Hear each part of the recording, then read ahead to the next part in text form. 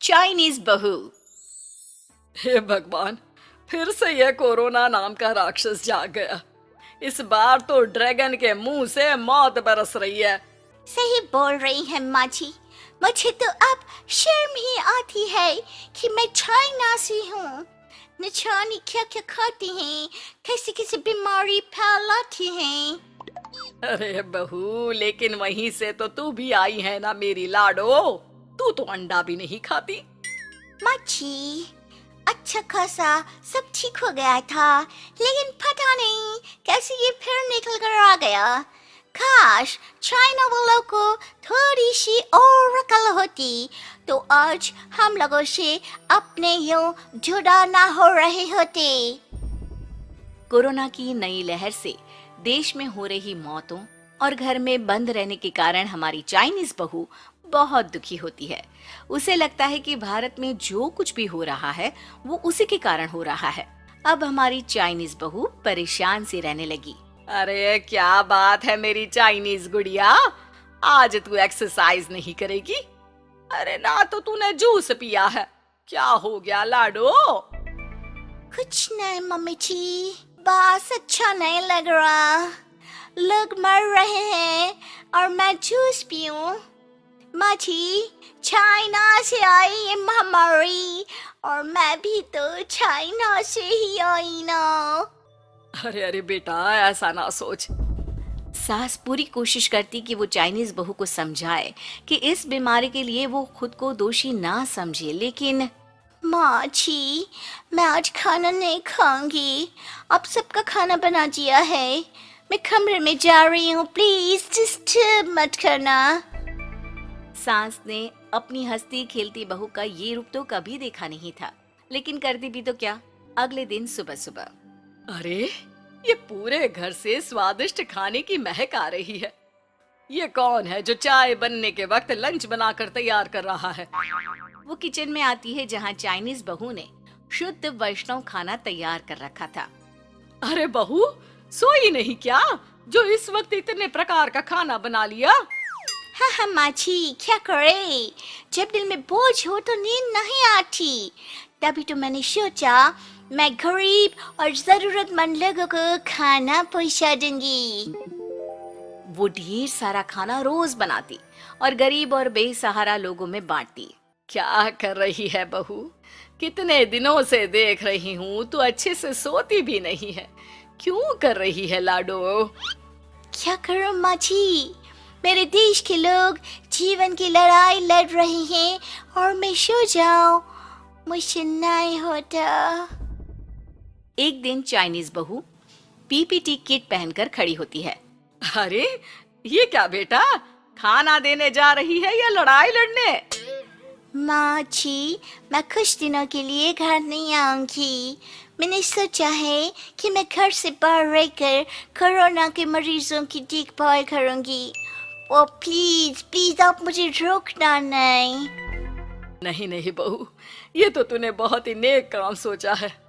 बस बेटा तू अपना ख्याल रखना। बहू वहां से चली जाती है, लेकिन सास की रोज फोन पर बहू से बात होती।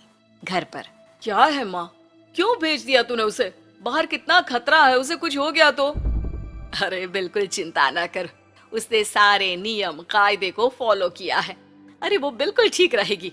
और अगर मैं उसे मना कर देती ना तो उसकी अंतरात्मा उसे सोने नहीं देती। तू तो सारा दिन घर से ऑफिस का काम करता, लेकिन मैंने देखा है उसे कितना परेशान रहती थी कुछ दिनों से। हाँ वो भी है।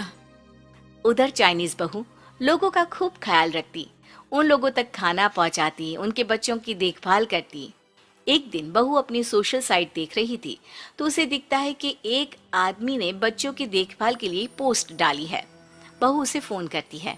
मैं आपकी कोई मदद कर सकती हूँ, प्लीज बताओ। दूसरी तरफ से आवाज आती है। मैं और मेरी बीवी दोनों ही कोरोना से पीड़ित हैं। हम लोगों के बच्चों को देखने के लिए कोई नहीं है। प्लीज हमारी मदद करो। हाँ हाँ बिल्कुल, आप परेशान ना हो, मैं आ रही हूँ। मुझे आपका एड्रेस बताओ। वो आदमी बहू को पता लिखवाता है।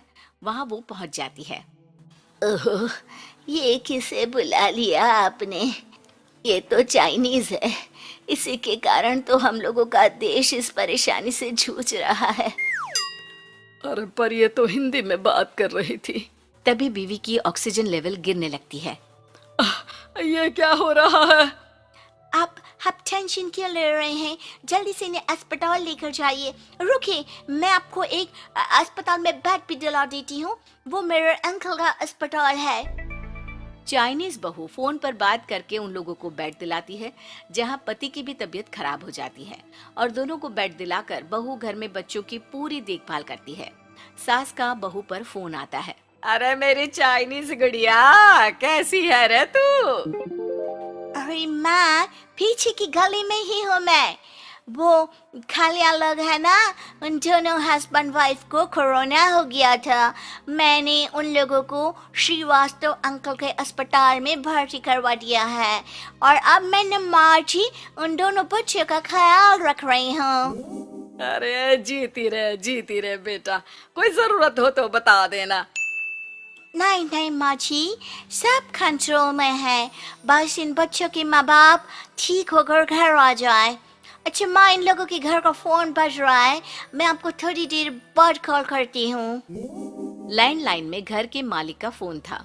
हम लोगों की जिंदगी का कोई भरोसा नहीं है। यहाँ इलाज महंगा है और हम लोगों के पास पैसे नहीं है। जितना इलाज हो सकेगा उतना ही होगा।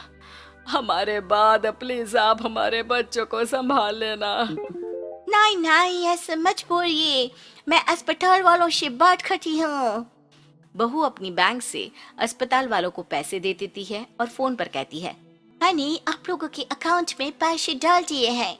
इन दोनों का अच्छे से इलाज होना चाहिए। पैसे की जरूरत होगी तो मैं और डाल दूंगी। सारा दिन बहू कोरोना पेशेंट के बच्चों को देखती, रात में ढेर सारा खाना पैक करके जरूरतमंदों में बांटती। सोशल साइट्स के जरिए भी वो लोगों से जुड़कर उनकी मदद करती। फिर एक दिन घर का मालिक और उसकी बीवी ठीक होकर घर आ जाते हैं। आपका बहुत बहुत शुक्रिया, मैं आपकी पाई पाई लौटा दूंगा। भाई नहीं, पैसा दिया था, लेकिन वो जब आप बिल्कुल ठीक हो जाना तो क्षमा कर दे देना, कोई बात नहीं। दोनों पति पत्नी चाइनीज बहू का शुक्रिया अदा करते हैं। आप तो हम लोगों के लिए भगवान की तरह हैं। आपका बहुत बहुत शुक्रिया। चाइनीज बहू बहुत खुश हो जाती है। वो घर आकर सास को पूरी बात बताती है। देख मेरी चाइनीज गुड़िया, तुझे चाइना का होने पर अफसोस था ना, लेकिन तूने सच्चे दिल से लोगों की सेवा करके ये बता दिया कि बेटी कहीं की भी क्यों ना हो, ससुराल आकर वो ससुराल के रंग में ही रंग जाती है। अब तो तू मेरी भारतीय बहू है। हाँ।